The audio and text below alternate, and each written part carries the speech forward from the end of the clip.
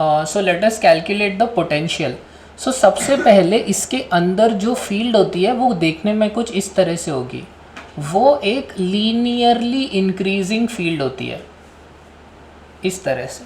और इस electric field का जो इक्वेशन होता है वो फॉलोइंग है, k q r by r cube. So जैसे जैसे स्मॉल आर का मतलब होता है distance from the centre, as the distance from the centre increases the field will also increase. So this is electric field. Next what we will do is we will use our equation that potential difference is minus of electric field का line integral, ऐसे इस तरह से। तो अब हम ना line integral निकालने के लिए कुछ इनिशियल और फाइनल पॉइंट हमें चूज़ करना पड़ेगा जहाँ से जहाँ तक हम निकाल रहे हैं। सो let us choose our initial point to be the centre, ये आपका इनिशियल पॉइंट हुआ, और फाइनल पॉइंट आप यहाँ पे चूज़ कर लो इस तरह से।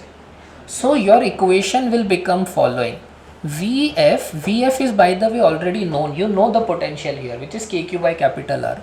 सो V F minus V I will become minus of line integral of electric field. So यहाँ पे क्या होगा, आपका ये पाथ है इस तरह से, आप लाइन इंटेग्रल इस पाथ पे कर रहे हो, ये आपका पूरा पाथ है, दिस इज़ योर पाथ जिस पे आप लाइन इंटेग्रल कर रहे हो। सो यहाँ पे आप इलेक्ट्रिक फील्ड को ऐसे लिख सकते हो। एक्स का वेरिएशन कहाँ से कहाँ तक है, 0 से लेके कैपिटल आर तक। आप इंटीग्रेशन यहाँ से यहाँ तक कर रहे हो ना, so you are integrating X from 0 to capital R, where capital R is the radius. ये आपका पूरा पाथ हो गया। अब इसमें सब्सटीट्यूशन करते हैं finally.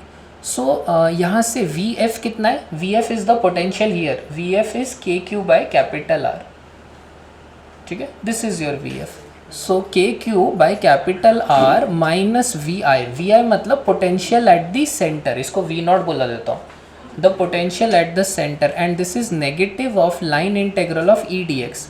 What is E as a function of x? It is linearly increasing and it is given by kq by r cube x dx, मतलब x is r, same as r, ये electric field है। तो यहाँ से आपका equation आ जाएगा, इसको negative से मल्टीप्लाई कर देते हैं दोनों साइड को। So this will become V naught minus k q by r, ये नेगेटिव साइन से मल्टीप्लाई कर दिया, इसको कॉन्स्टेंट्स को बाहर ले लो, they will become k q by r cube, and finally आपका इंटीग्रेशन होगा बस x dx which is x square by 2। So this will become k q by r cube into x square by 2 from 0 to capital R, and this will become k q by r cube into r square by 2। एक r square cancel and you will be live with k q by 2r.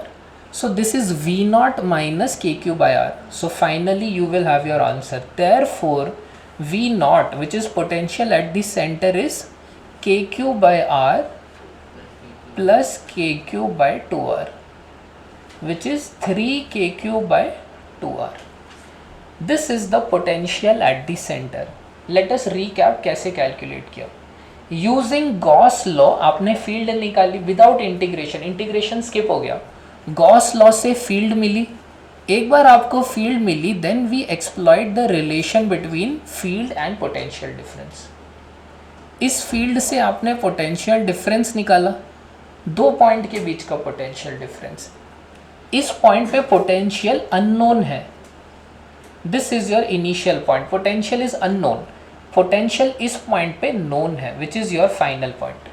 सो वही हमने किया, potential at F minus potential at I is negative of electric field का line integral. तो इसमें ये unknown था, ये नोन था, और ये कैलकुलेट किया, तो यहाँ से ये अननोन वाला पार्ट आ गया विच इज़ वी नॉट, और V I which is also V not.